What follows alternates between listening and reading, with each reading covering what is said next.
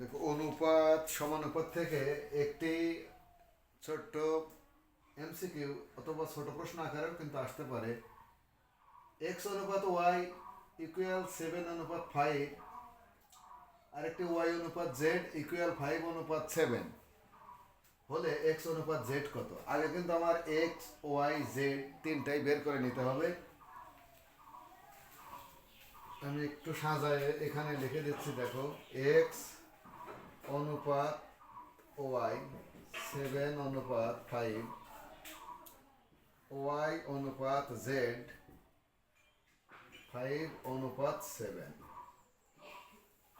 এটা কিন্তু এক্স অনুপাত ওয়াই অনুপাত জেড ইকুয়াল এটা 5×7 35 অনুপাত এটা 5×5 25 অনুপাত এটা 5×7 35। অনুপাতের উভয় রাশিকে যদি আমরা ভাগ করি, অনুপাতের উভয় রাশিকে যদি 5 দ্বারা ভাগ করি তাহলে 7 5 7, অর্থাৎ এই জায়গায় এক্স এর মান কিন্তু 7, জেড এর মান কিন্তু 7।